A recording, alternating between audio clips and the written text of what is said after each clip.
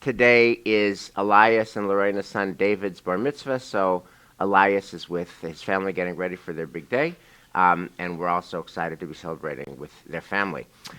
We are going to be thinking about a really interesting issue, what Colin Powell's first paragraph of his obituary says to all of us, and it's amazing how Hashem, karma, fate arranged Colin Powell's first sentence of his obituary, his worst moment, together with the rest of his life, in the very week in Va'era that we read about Sarah's worst moment, and the very week that we read about Abraham's worst moment. And it's going to, I think, create a lot of great potential for conversation. So let's thank God for the gift of learning Torah together. Baruch atah Adonai Eloheinu melech haolam, asher kitshanu b'mitzvotav v'tzivanu la'asok b'divrei Torah.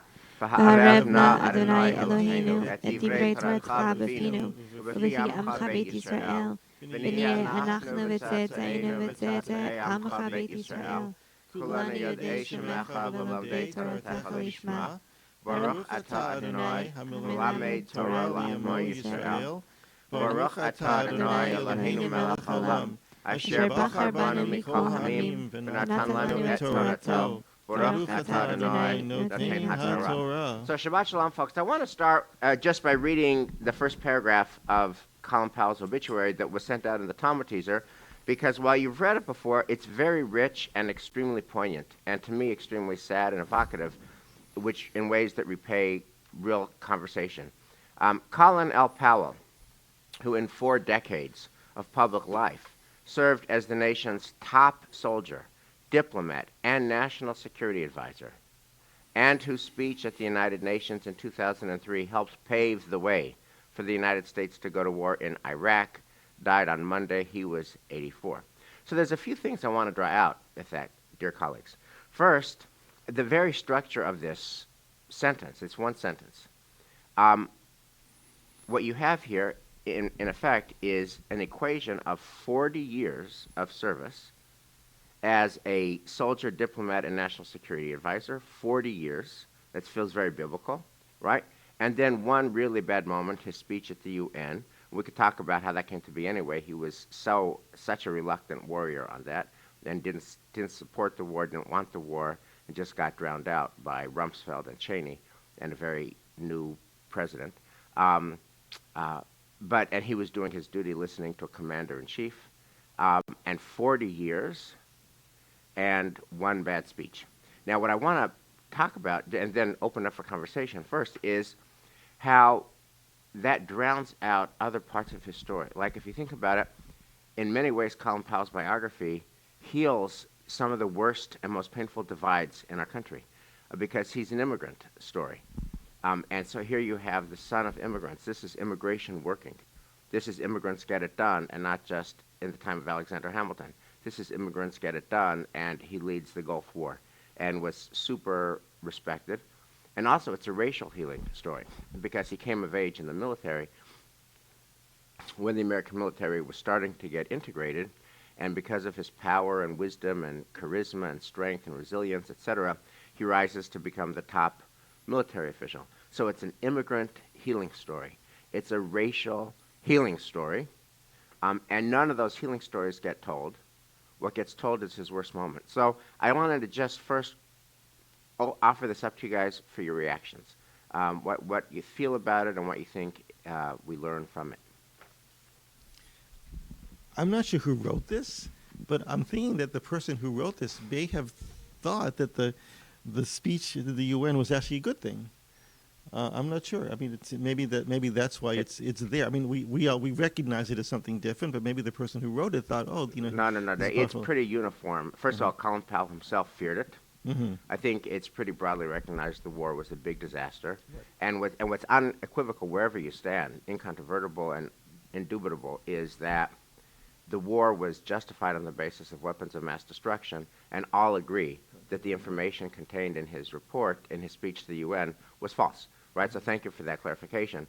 It is 100% agreed that the intelligence that he offered in support of making the case for the speech all turned out to be wrong. Mm-hmm. There were no weapons of mass destruction, and that was wrong and fallacious. And the war itself was obviously a grievous mistake. And so, um, and so what you have here is all this accomplishment and a speech based on bad information that led to a really bad decision war. So Michelle, Elisa, what do you learn from this? Yeah, I mean, you brought up Hamilton there in your opening words, and I think it really, in some way, proves the truth of that beautiful song that concludes Hamilton, who lives, who dies, who tells your story. Right. And so much of what we do as humans is actually, not the story that we want to tell about ourselves, but stories that others will make of the pieces of our lives. And you had asked the question before we started class, is this inevitable, or can we kind of leave behind those things that we ourselves would not want to be front and centered? And I think probably the answer to that is no. I think we actually can't leave behind these things because we're not the ones who tell our stories in the end. And if you look at many other, that's not the only obituary, right? There are many other obituaries that don't put that in the first line. And there's some sense in which if you live a life the way that Colin Powell did, in which you are a public servant and you are out there doing big things, there are going to be multiple voices telling your story in multiple different ways, some of which will want to highlight the things that they feel you didn't get right, and some that will feel they want to only highlight the things that you did. You got to kind of let go of wanting to be in control of other people's narrative of your story. Thank you, Michelle. Elisa, you mentioned yesterday in our pre-conversation something I've been thinking about. Because, Colin Powell has this complicated first line, 40 years and then his bad speech. And we're going to talk about Abraham and Sarah from our portion, but they have their most shameful moments are the moments that we read every year on Rosh Hashanah. So it's as if, let's say there were a faith tradition based on Colin Powell and congregations and a sacred text and the big holiday. It would be like the Colin Powell faith tradition on the biggest day of the year reads his UN speech, right? Because on Rosh Hashanah, we read day one. We read Genesis 21, where Hagar casts out, where Sarah casts out Hagar, and where Abraham accedes to it. And Genesis 22, we have Abraham binding his son for a burnt offering and almost being able to do it, be ready to do it. And so we read the UN speech of Abraham and Sarah every year on our highest holy day. And in our pre-conversation, Elisa, you pointed out that every week we do funerals for people who don't have this complicated first paragraph. Who don't have their UN speech, who don't have the binding of Isaac, who don't have the expulsion of Hagar and Ishmael. So could you say more about that and the translation from these cases to our lives? Yeah, so I think that we see plenty of people who have uncomplicated, beautiful, sweet, simple stories that, they were a family person, they loved their family, they did, they were at every sports game and every soccer game, and that's their story. And I think that there's a difference between being a leader and, as you were saying, Michelle, like stepping out into the world in big ways and taking big risks opens you up. And I think, as I've been sitting with this story this week, though, for me there's an element of scapegoating here, because it's not as though that speech was the only instigator of that war, and it's not as though that speech. I mean, there's so much that's put onto that speech, and I have real questions about why that speech, and why don't we all take responsibility in a bigger way, and why is it that he gets stuck with this first line on his obituary, and we're not actually taking. I mean, by saying that he got up and he gave this speech and he was the reason that I think that gives away a lot of the truth of the situation. He was a reluctant warrior, as you said. Right. It wasn't as though he woke up that morning and said, I have a really great idea. I think I should. That's not the situation. So I think we have here a complicated narrative, a complicated reality, a world that is still looking to scapegoat people, and the easiest people to scapegoat are the people that are minorities and people who are newly gaining power in a world that has been really racist and sexist and exclusionary. And so I'm sort of torn between those two worlds. On the one hand, I think having a simple, beautiful obituary sometimes means you lived a simple, beautiful, quiet, small life, and there's nothing wrong with that. It's just it's a different world. So, Lisa, Michelle, I want to put your two comments together because, Michelle, you were talking about the difference between a public life, where if you do public things, there are people who are going to disagree with you. That's inevitable.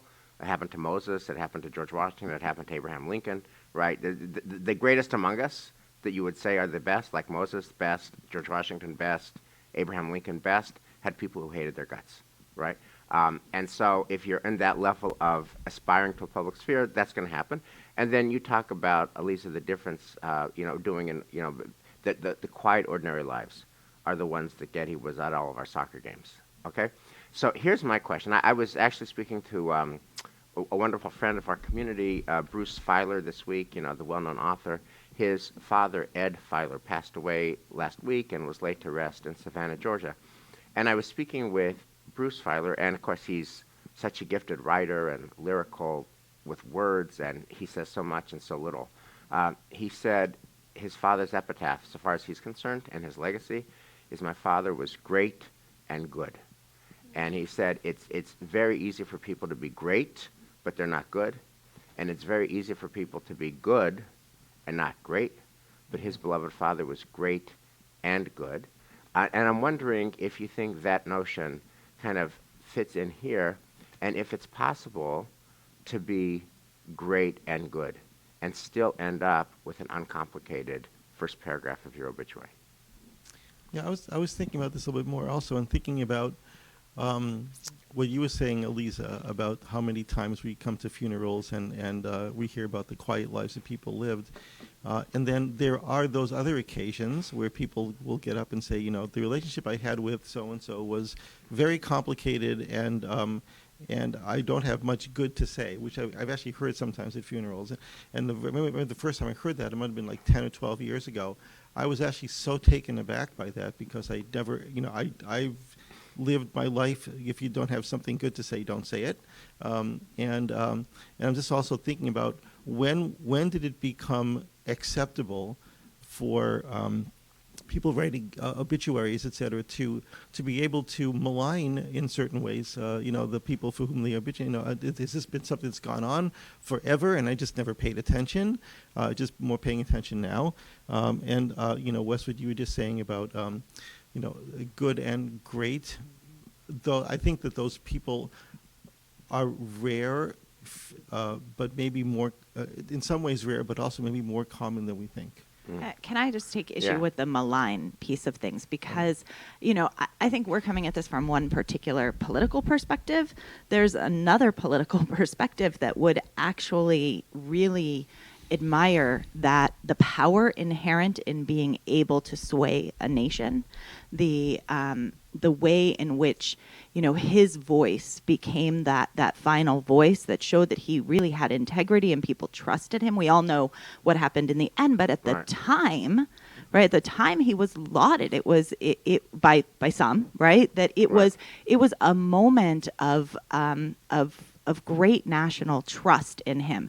And I'm wondering whether, some person who was writing that obituary didn't just mean, he's to blame, but might also mean like this was a reflection of the influence and the power to which he rose in our nation, that he was able to drive the conversation and was able to shift the sea at that time. Yeah, I want to just, before we pivot from Colin Powell to Abraham and Sarah and our own UN speech in our tradition, I want to ask, what is the healthy and helpful move in learning from that sentence in his obituary? In other words, and I'll throw this out, that one of my favorite columnists is Bret Stephens of the Times, and he wrote a piece this week where he argues that General Powell should have run for president in 1996. It was a very evocative piece. It was kind of a counterfactual piece, a counter-narrative piece.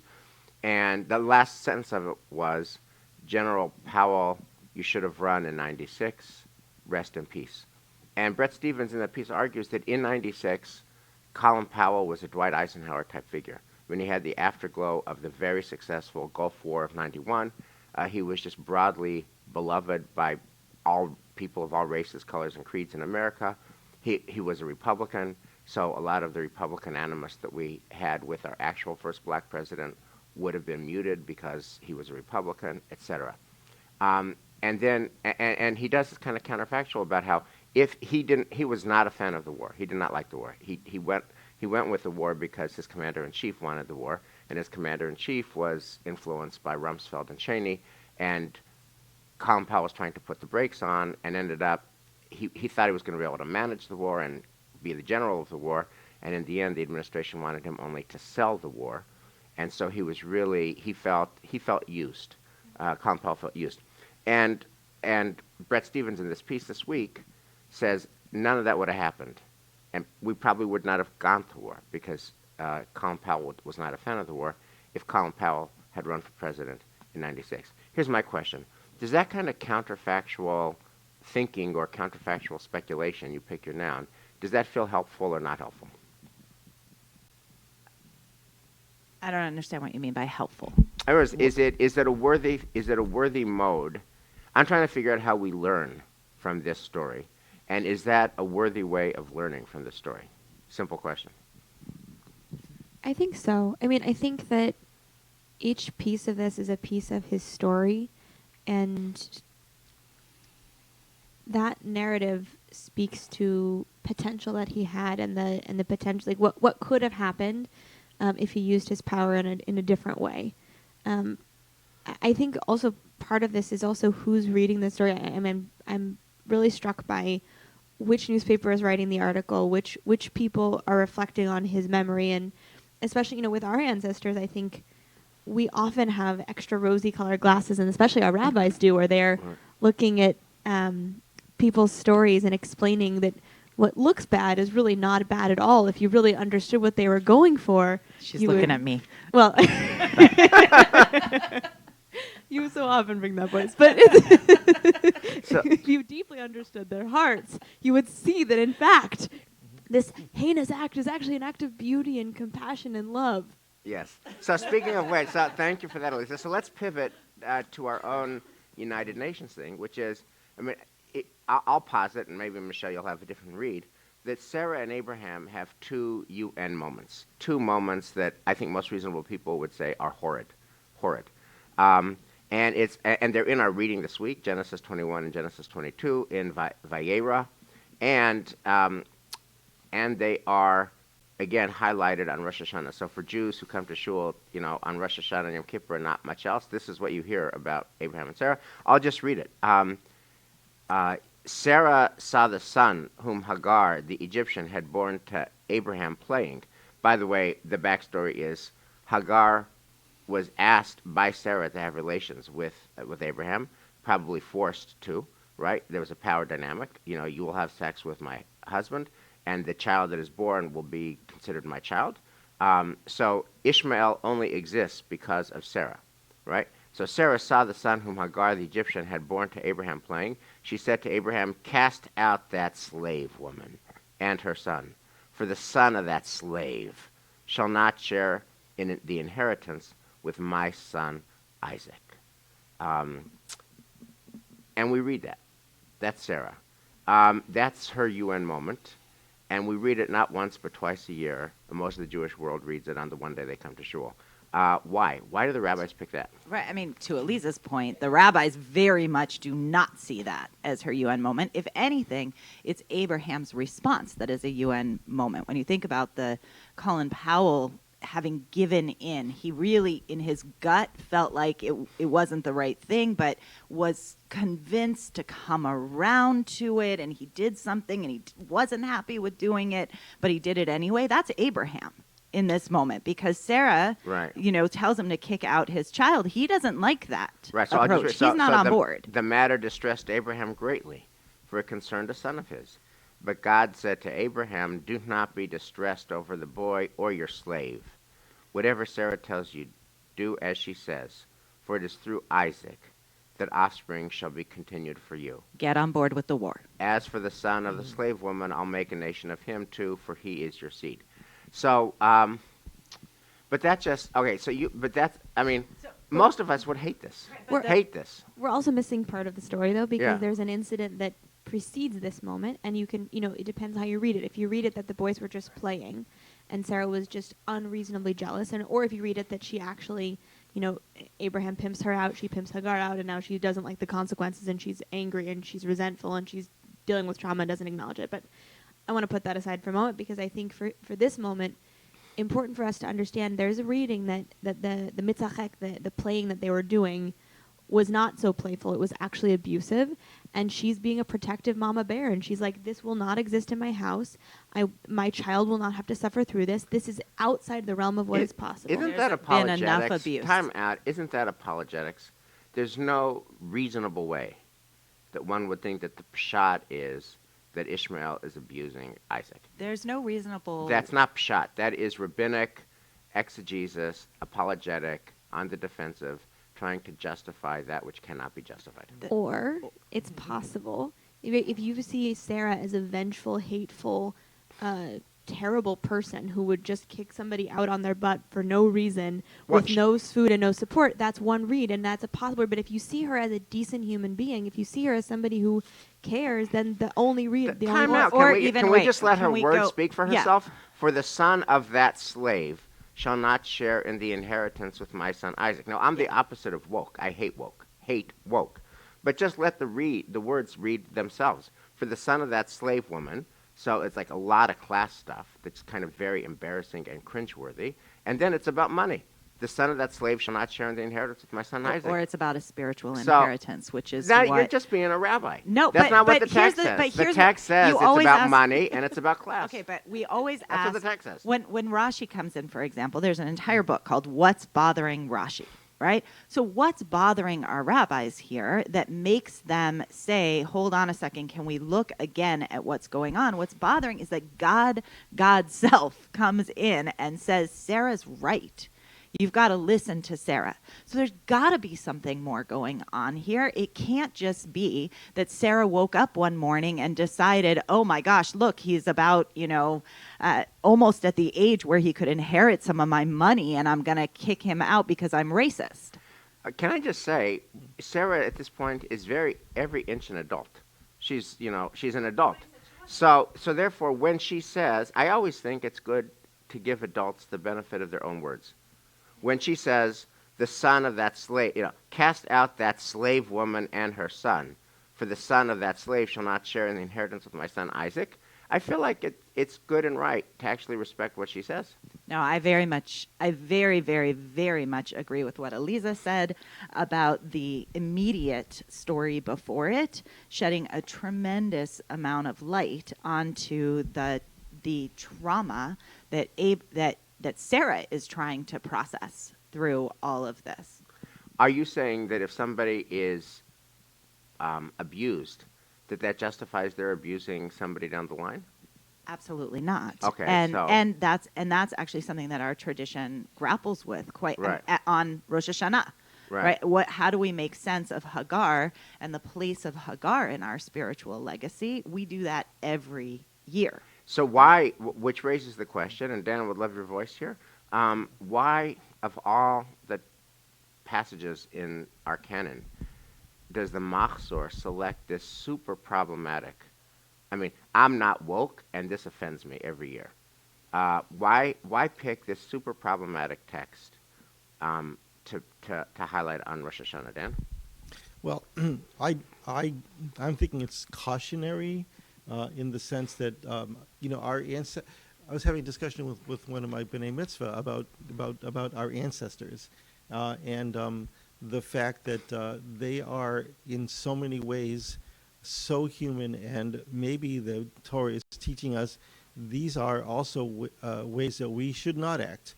What Sarah does is a way that should not act. I mean, Avraham giving in to God in a certain way. Avraham is great with strangers.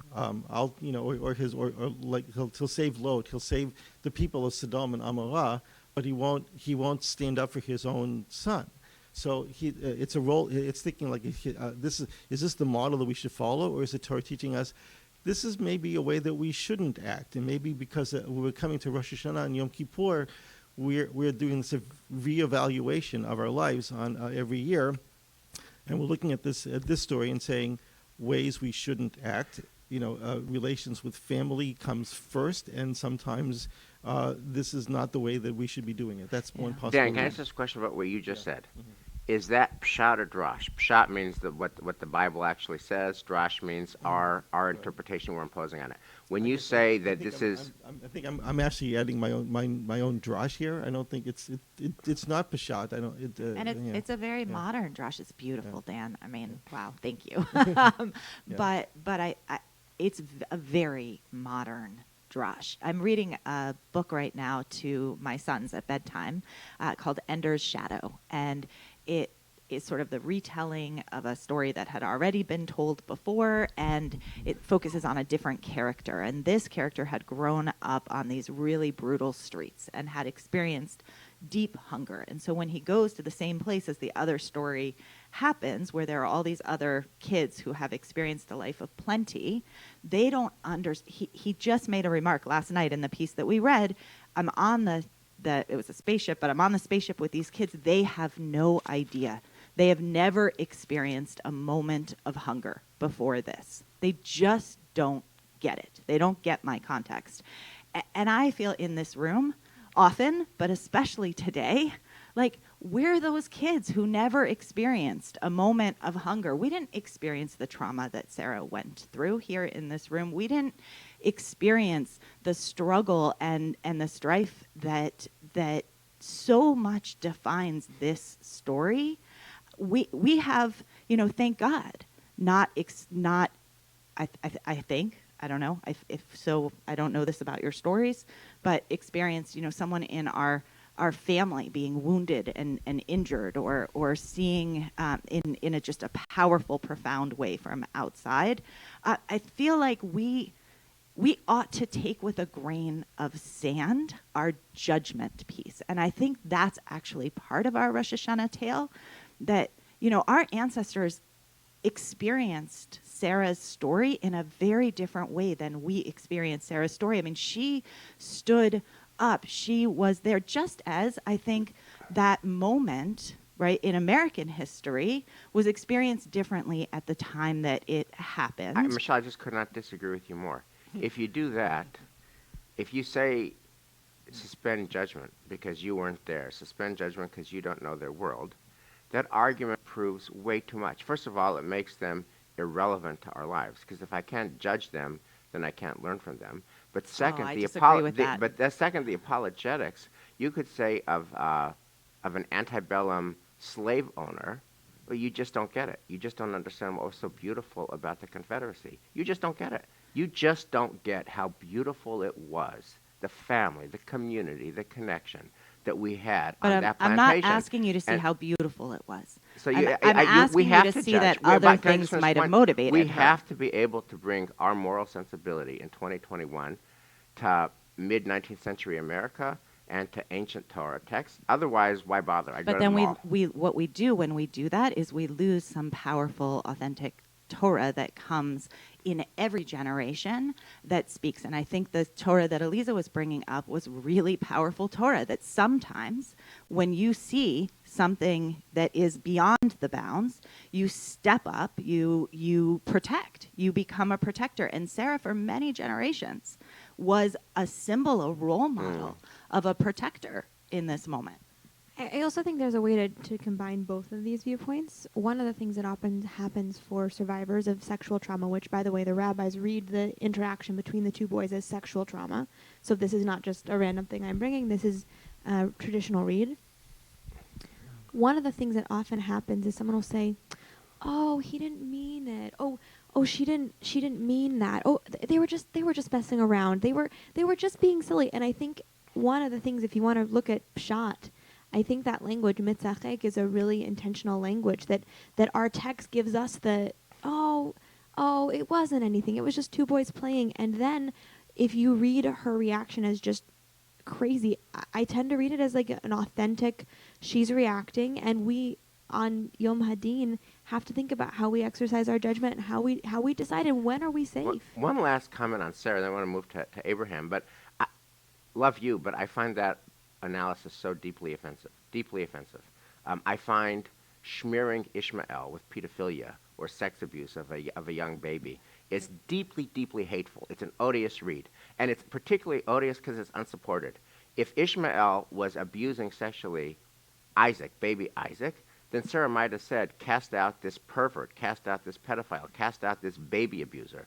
She doesn't speak in the language of sex or dignity. She speaks in the language of money, money, money, money. Shall not share in the inheritance. So I find that entire rabbi trope, the rabbinic tradition, on its very worst day. But it doesn't have to be that. I mean, you don't have to go there, because you can go simply into a bullying kind of a stance, and you could imagine the kind of behavior that happens often with brothers, where the younger brother is subject to an older brother's physical violence. Yeah. In which case, the sense of trying to protect my child on the playground and make sure that my child has the ability to grow becomes something that I think, as a modern parent, at least, everybody can relate to. It's not so out of bounds, right? We have the lived experience of this in our lives. And to Dan's point, we have to struggle with, do you be like Sarah, right? If some kid is trying to beat up your kid on the playground or says bad things about your kids, you hate that kid. In fact, you hate their family, right? You want justice and vengeance. And the question is, we have to struggle with that instinct within all of us. Last word on Sarah, my friend. I was just going to say, there's also an element here. We're talking about financial resources. How do they come by these financial resources? By Sarah's own trauma and suffering. So I think there's also an element here of I went through this in order to enable us. You don't get that. You do not get to have part of my struggle. You don't get to have my suffering was for a purpose. It's blood money. Yeah. Okay. I like that. Okay. Tying Now, together Michelle, I want to address this to you, since you are the mother of two sons, Eli and Benjamin. This is Abraham's UN moment. They arrived at the place of which God had told him. Abraham built an altar there. He laid out the wood. He bound his son Isaac. He laid him on the altar on top of the wood. And Abraham picked up the knife to slay his son. Va'ya'akod et Yitzchak beno, va'yasem oto al mizbeach mima'al ha'etzim, va'yishlach Avraham et yado, va'yikach et hama'achelet lishchot et beno. He takes the knife to slaughter his son. Kind of a UN moment. What do you, as a mother of Eli and Benjamin, do with that? Right. So as a mother, right, I very much resonate with Sarah and the rabbinic midrash that Sarah dies of a broken heart immediately after this. She can't believe that her husband would do such a thing. I mean, how? And even though Isaac survived, and even though the story turns the trauma that he will carry forth from that moment is too much for her to bear. And as a mother, I feel that. Right. And I also want to say, one of the more helpful midrashim about this that I've ever encountered in my life is a modern midrash by Rabbi Danny Gordis, who points out that actually Abraham is not some moment back, thousands of years ago that we learn about we don't do child sacrifice from, but rather he's where we learn that we do sometimes do child sacrifice, and he connects that to Israel and having to send his son off to serve in the Israeli army. And when we think about, people all over the globe who say to their children, yes, go serve. I mean, we have a member of our community just now who just dropped their daughter off in Virginia to go and start to serve in the American Armed Services. And we look at that and we say, wow, that's heroic. You're willing to sacrifice yourself for a greater goal. And Rabbi Danny Gordis points out that Abraham is the model of that, of a parent who's able to say, there are certain values that I'm willing to risk my child for. I want to ask you the same question I asked Dan. That's obviously incredibly powerful. But is that pshat or drash? Right. Look, obviously the pshat is that Abraham is literally with a knife in his hand. And the rabbis for many generations say the point of that story is to teach us that we don't do child sacrifice. Right. I think, though, Danny's drash of this is so helpfully generative to think through the ways in which we kind of none of us can escape that knife, and that there are moments in a parent's life where you have to step back and say, I believe in something, or my child believes in something, and I'm going to be proud of the belief that they have and that we have, and in the service of something greater. I mean, I pray every day for a world in which we won't have to have our children do that, but we don't live in that world. And until we live in that world, we're all descendants of Abraham. So I want to just bring us to a close, the Colin Powell piece, Abraham piece, Sarah piece, by asking us, and the earlier observation, Eliza, that you had shared, which is that most folks who live and die in our community and are laid to rest don't have this drama. They don't have this drama. They don't have complicated first paragraphs. They have, he was at our soccer games. So I want to bring this to a close by asking you, is it a helpful move to, first a slow question, a simpler question. Do you guys regularly read obituaries? And if so, is that part of your daily newspaper practice, that you read obituaries? And if so, why? What do you do that for? What do you get out of it? I don't. You don't? Sermons? Sermons. No, but also I really like obituaries. I like obituaries and I like wedding stories. I like stories about people and real people. And I think that the way people's lives are summarized is very interesting and evocative. And sometimes you find incredible stories and incredible people that you wouldn't otherwise encounter, except because they have passed away and they're not being remembered.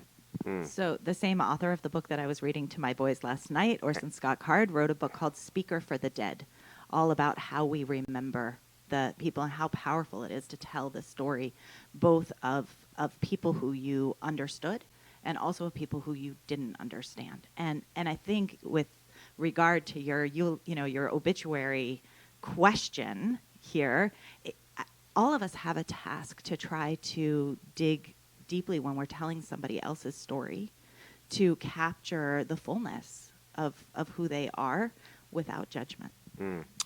Okay.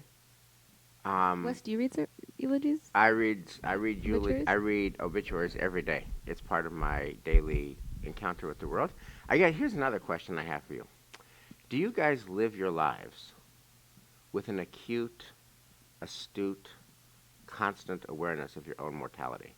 That do you hear that tick, tick, tick, tick, tick in the background, and that's tolling for you? And so do you or not? And is that a healthy practice or not? I don't. And I think the reason for that is, in some sense, denial, because we all know we're mortal and that we really should be facing this all the time. And as we get, especially, you and I, well, as I get older, I probably should be paying more attention to that kind of thing. But I think also there's a sense of I've been occasionally thinking about, do I care about what my legacy is? And I've come to the conclusion that in a certain way I don't, because if I did that, then I wouldn't be authentic to who I am. I just want to live my life as the person who I am, and not so that other people will see me in a certain way.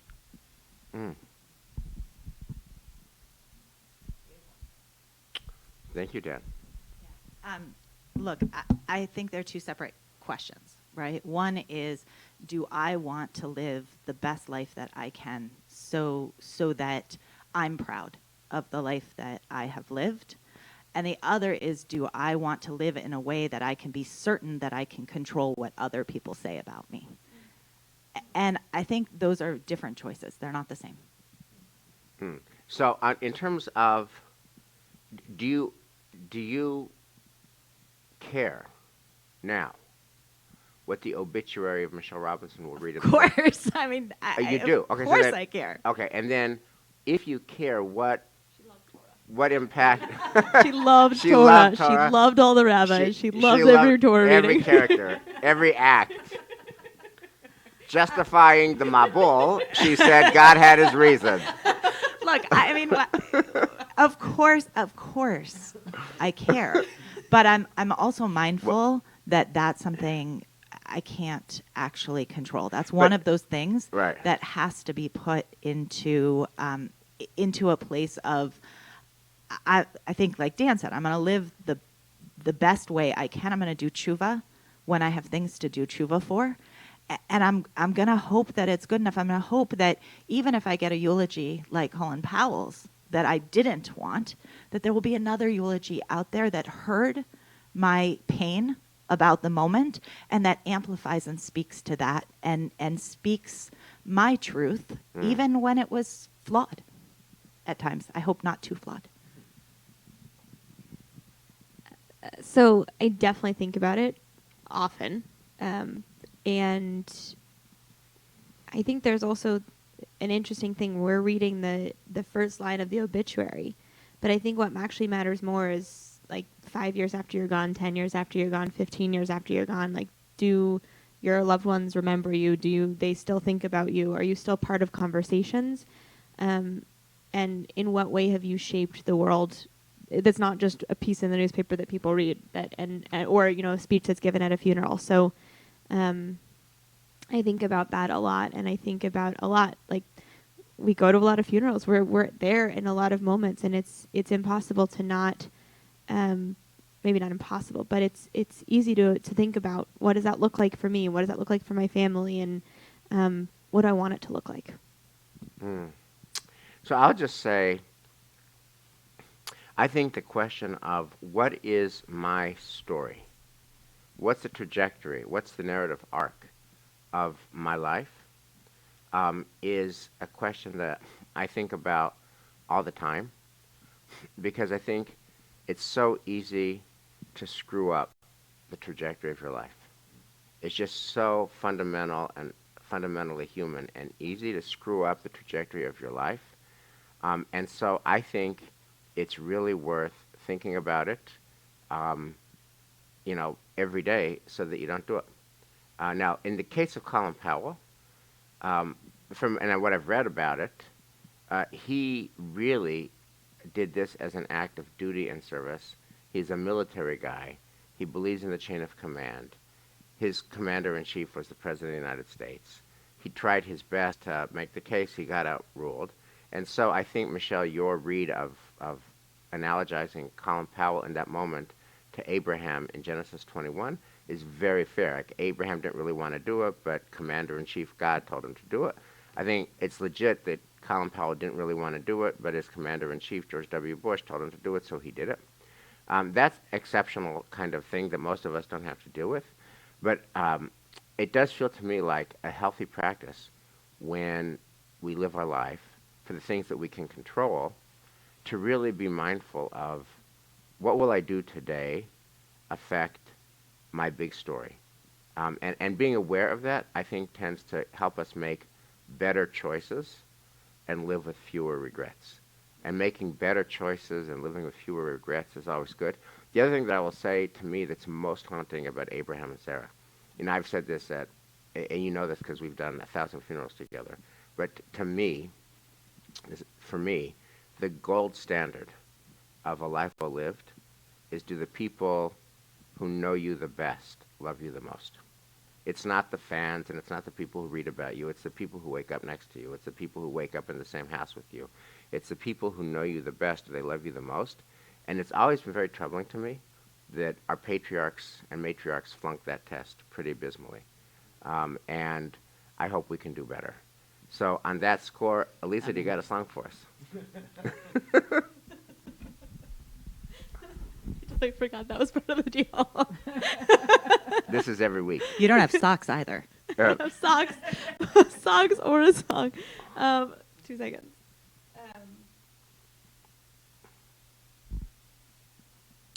Maybe a song in celebration of this beautiful bar mitzvah that we're all about to celebrate.